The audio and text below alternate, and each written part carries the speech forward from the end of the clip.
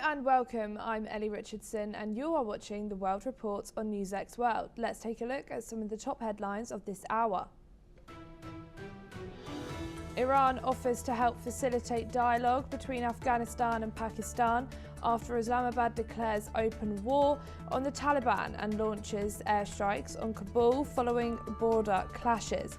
Foreign Minister Abbas Araghchi says Tehran stands ready to assist talks to reduce tension and promote cooperation between the two neighbours. Hillary Clinton tells a congressional panel she has no knowledge of Jeffrey Epstein's crimes and calls for President Donald Trump to testify under oath about his past association with the financier. She testifies behind closed doors as Bill Clinton prepares to appear after both agree to comply with a subpoena from Epstein's investigation, while all deny wrongdoing.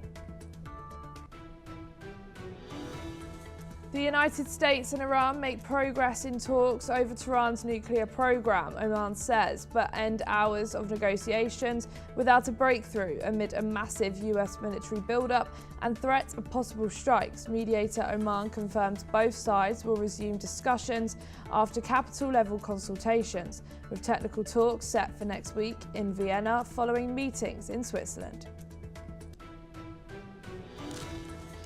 Ukrainian and US officials meet in Geneva for post-war reconstruction talks despite a deadlock with Russia, as Kyiv seeks to finalise key settlement details at a trilateral meeting next month. Top negotiator Rustem Umerov says participants speak with President Vladimir Zelensky after the session, which follows a night of Russian attacks on Ukrainian infrastructure.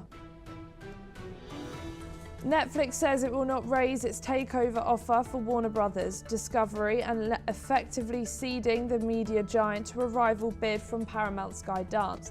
The streaming company says the deal is no longer financially attractive after Warner Bros. Discovery's board declares Paramount Skydance's proposal superior under its existing merger terms. A US official says at least 2 Americans are on a speedboat fired upon by Cuba's Coast Guard, leaving 1 dead and another injured off of the island's northern coast. 4 people are killed and 11 wounded in Wednesday's incident, with officials saying others on board include a US K-1 visa holder and possible legal permanent residents. Denmark will hold a parliamentary election on March the 24th, Prime Minister Mette Frederiksen announces, amid a surge in support over her stance against US pressure on Greenland. Frederiksen has rallied European leaders against President Donald Trump, renewed interest in annexing the Arctic island, with polls suggesting the dispute boosts her popularity despite domestic cost of living concerns. Britain's ruling Labour Party loses a key Manchester by-election to left-wing Green Party, with official results dealing a fresh blow to Prime Minister Keir Starmer. Green candidate Hannah Spencer wins in Gorton and Denton with nearly 15,000 votes, as Labour falls to third place behind Reform UK in one of its traditionally strong holds. We start this hour with some breaking news. Pakistan has claimed it has killed 228 Taliban fighters in airstrikes on Kabul following an attack alongside the Afghanistan-Pakistan border. The strikes targeted Taliban defense positions in Kabul, Paktia and Kandahar. Afghanistan's Taliban authorities confirmed the attacks and reported the deaths of 55 Pakistani soldiers, along with the seizure of 19 military posts. Tensions are escalating along the border, with both sides exchanging fire, and Pakistan's Defence Minister Khwaja Asif announced open war. Meanwhile, Russia says it is open to mediating Pakistan-Afghanistan tensions if asked by both sides. The US Embassy in Israel has urged citizens to reconsider travel to Israel due to ongoing security risks and civil unrest. The State Department has authorized the Department of Non-Emergency Personnel and their families from Israel, and the embassy warns that further restrictions may be imposed without notice. With tensions high, the embassy advises Americans to leave while commercial flights remain available. Meanwhile, the UN human rights chief has condemned Iran's use of death penalty amid continuing protests. Volker Turk called for a moratorium executions with dozens of individuals at risk. Rights groups have reported thousands of deaths in Iran's crackdown on protests, sparking international concern over possible military escalation. We are now being joined by Saul Sadka, who's a political commentator, joining us from Tel Aviv. Thank you so much for joining us here today on NewsX World. Thank you. How might the partial evacuation announcement and travel warnings affect US-Israeli cooperation and the morale of both local and foreign civilians in the region? First of all, I would say that the American embassy is very well staffed, and whether the certain numbers of the staff are in country or out of the country, the US-Israel relationship will not be affected in any kind of significant way.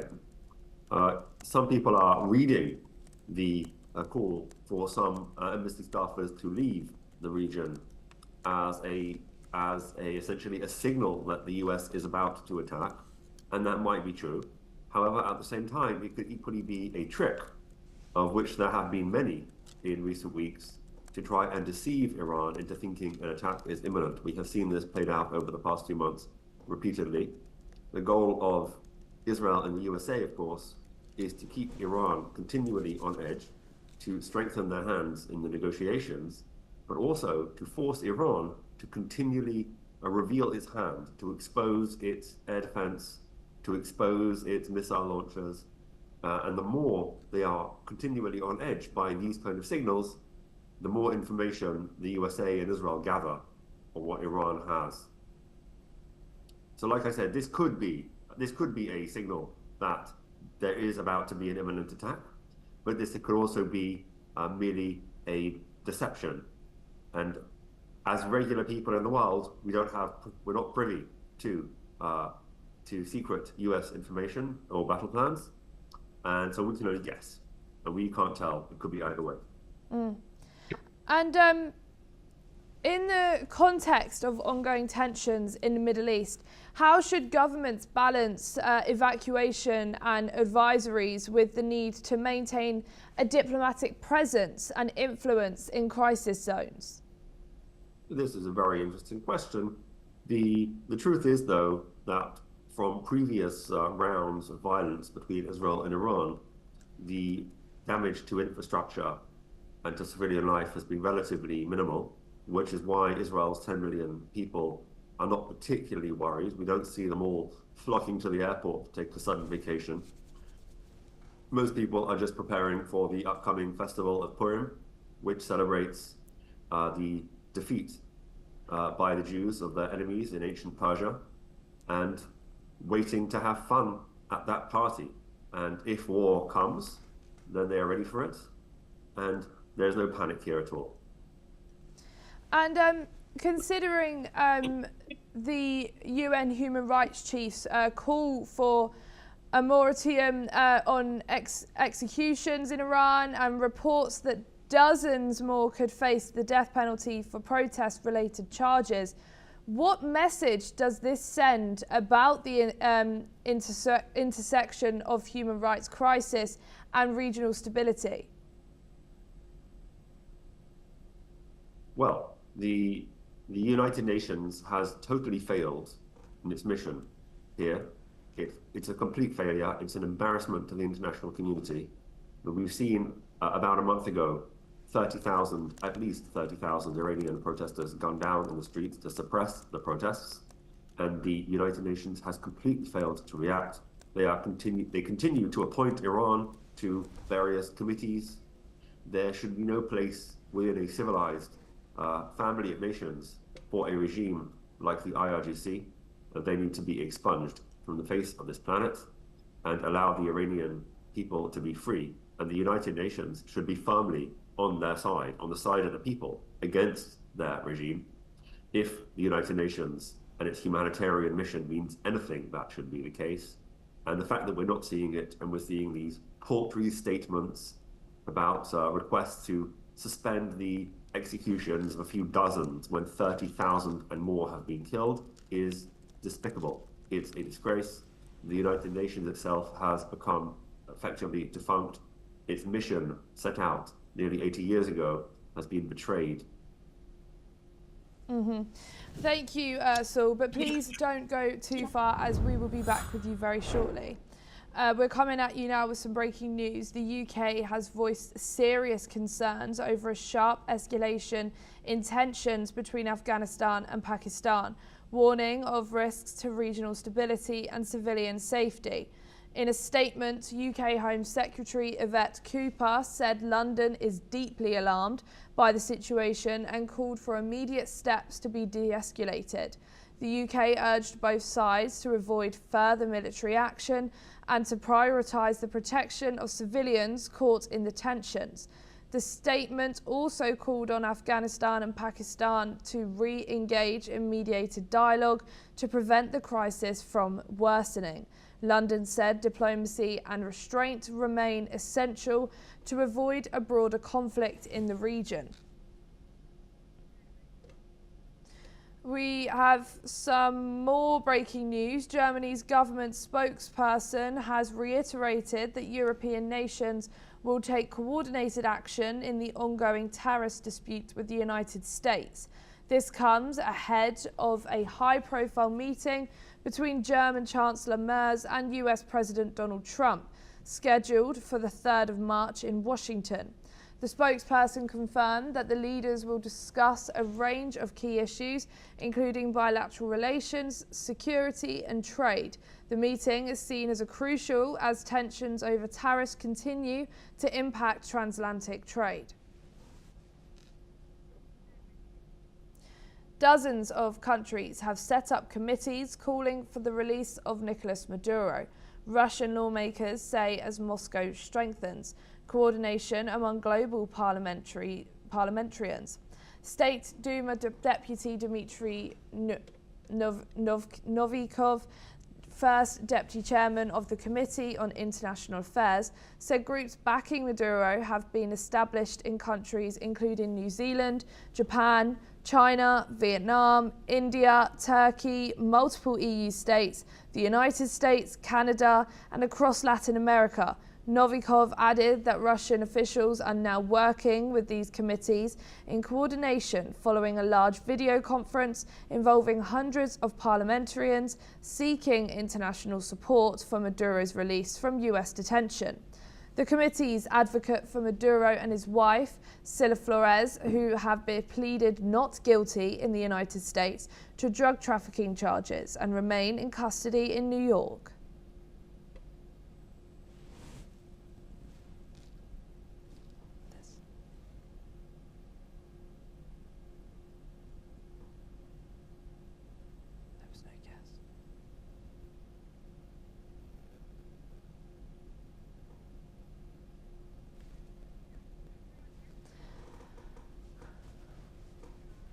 We are now being joined by Shruti Dasgupta, who is joining us here today on NewsX World. Thank you so much, Shruti, for joining us here today.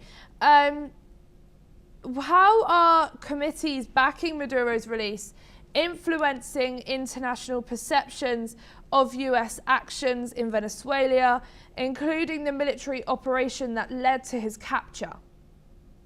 So surprisingly, the committees also are there in USA and while in China and Russia, but they're in Canada and UK, India as well.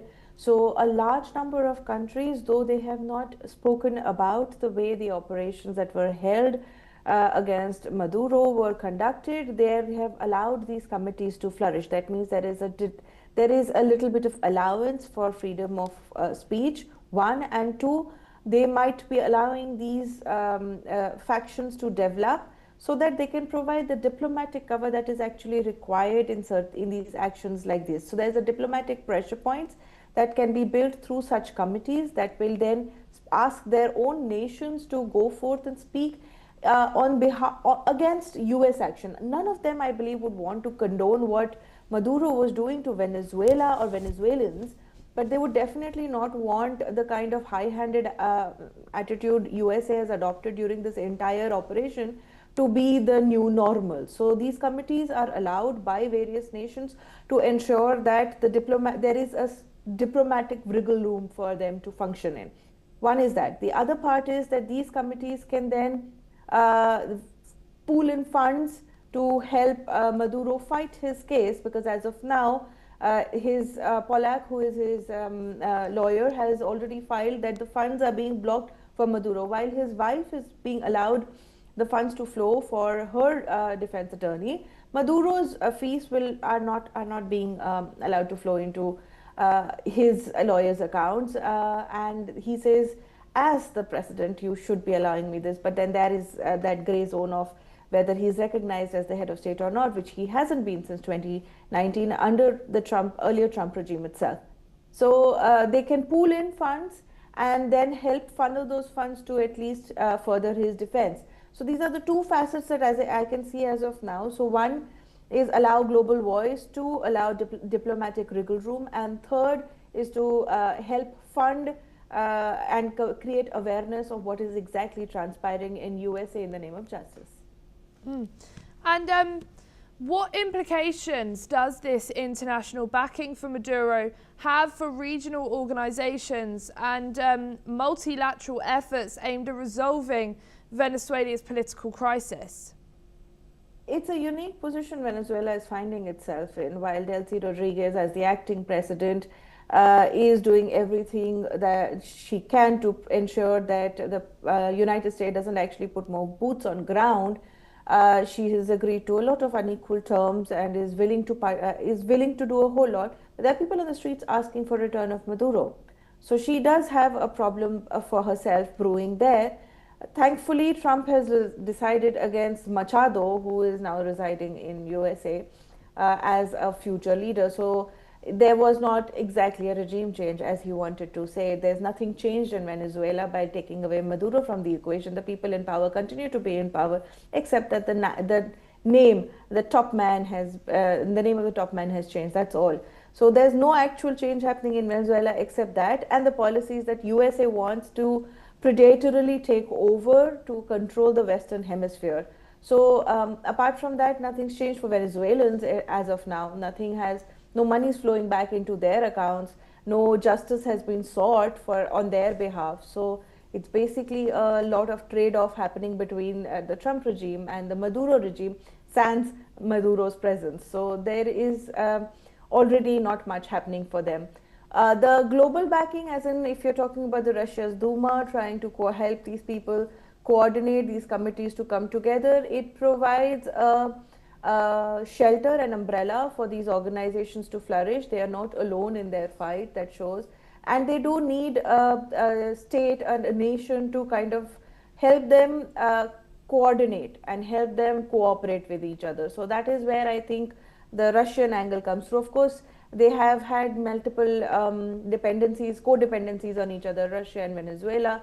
I think about 70 billion odd investment is stuck, of Russia's is stuck in Venezuela. So they do have the need to support, to keep the Maduro faction alive, because if USA completely takes over Venezuela, a lot of money will be lost by these people.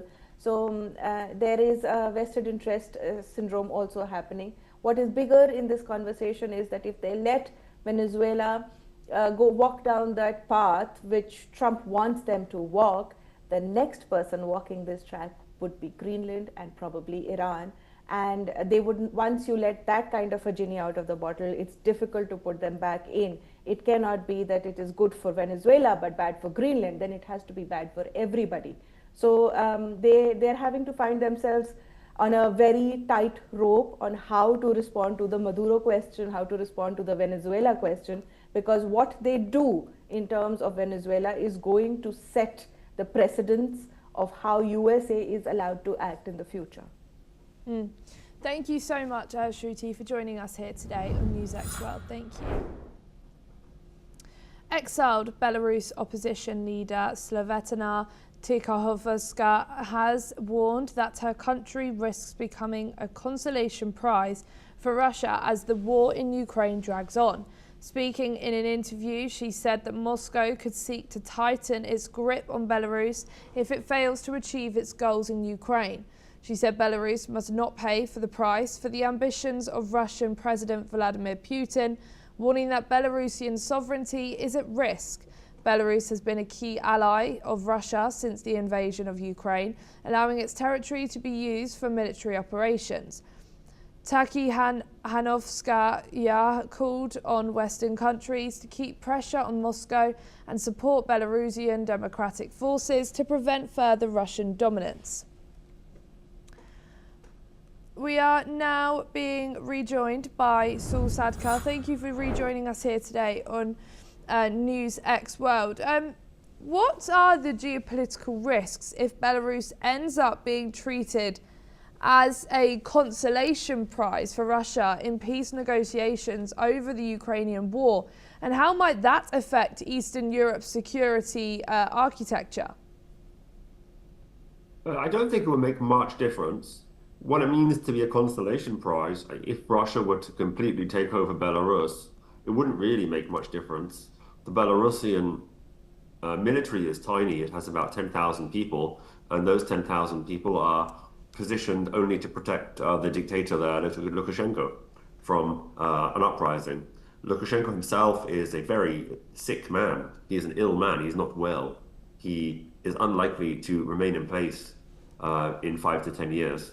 And once he's gone, really, that's probably the end of the Belarusian dictatorship. Belarusia does not have any particular great bounty of natural resources that Russia could exploit. And the people there mostly oppose Putin. So if the Russians were to move in to Belarus in force and try and take it over completely, they would likely meet resistance. And that's not something they can deal with at the moment. If you recall, when their allies in Armenia were attacked by Azerbaijan, the Russians were unable to help them. When the Russian allies in Venezuela were attacked by the United States with their leader taken off into jail, as your previous guest was mentioning, the reason that was able to happen, and the reason, by the way, the Cuban regime is very likely to fall after 70 years in the next few months, is all because Russia has tied itself up in a war that it cannot win in eastern Ukraine, and therefore is unable to project power in any other direction. So will it be able to do so in Belarus? It seems very unlikely. I wouldn't hold out a great fear of that. They would be facing a uprising from the inside, and the prize that they would receive is really not worth it. They already functionally have control of much of the Belarus economy. So the benefit for them would be minimal. Thank you so much, Saul Sadka, for joining us here today on NewsX World. Thank you. A nationwide strike has disrupted public transport across Germany. Bus, tram and subway services have been halted in most cities as workers from the Verdi union demand better pay and working conditions. The strike, which began today, will continue for 2 days, impacting commuters nationwide. Negotiations between unions and municipal employers have made little progress, with Verdi pushing for shorter working hours, longer rest periods and higher wages. The strike is expected to last until Sunday morning, though some regions like Lower Saxony are exempt. Meanwhile, train services remain unaffected following a separate deal between Deutsche Bahn and the GDL union. Regardless, commuters are facing major transport disruptions today. Let's listen in. Also bin ich immer so ein bisschen gespalten, ja. Ich meine, es gibt so viele Leute, die irgendwie viel weniger haben und ja, auf der einen Seite ja, auf der anderen Seite nein. Ich meine, das ist immer so eine Geschichte mit den Gewerkschaften, die kümmern sich halt immer nur um ihre Leute und die anderen, die fallen hinten runter. Also da bin ich immer so ein bisschen skeptisch, ja. Arbeitskampf ist sicherlich wichtig und gut. Bloß diese ständige Abschätzung, was geht hier auf Kosten der Allgemeinheit? Ich meine, es gibt so viele Leute, die jetzt einfach nicht wissen, wie sie zur Arbeit kommen sollen. So, was machen die dann?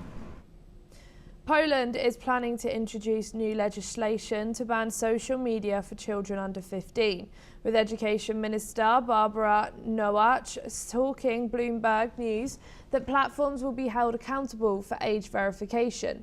The law could be in place by early 2027, with fines for companies that fail to comply.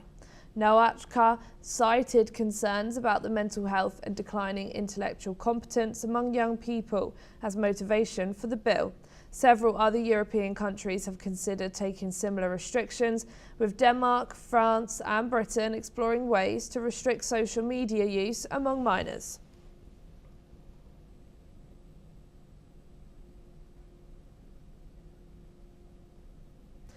Poland is planning to introduce new legislation to ban social media for children under 15, with Education Minister Barbara Nowak telling Bloomberg News that platforms will be held accountable for age verification. The law could be in place by early 2027, with fines for companies that fail to comply. Nowak cited concerns about mental health and declining intellectual competence among young people as motivation for the bill. Several other European countries have considered similar restrictions, with Denmark, France and Britain exploring ways to restrict social media use among minors.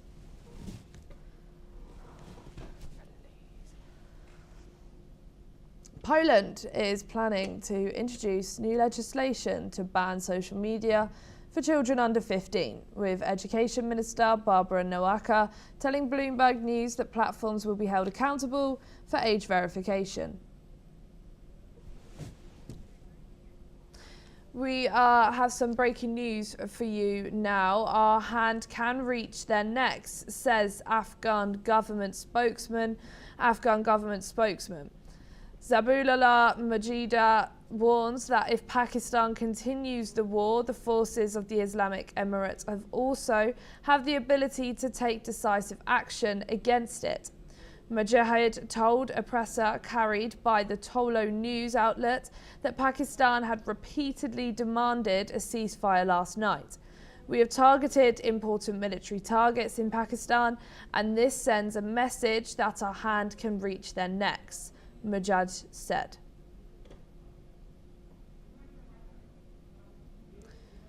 Our hand can reach their necks, says Afghan government spokesman. Mujahid warns that if Pakistan continues the war, the forces of the Islamic Emirates have also had the ability to take decisive action against it. Mujahid told the presser carried by the Tolo news outlet that Pakistan had repeatedly demanded a ceasefire last night. We have targeted important military targets in Pakistan, and this sends a message that our hand can reach their necks, Mujahid said.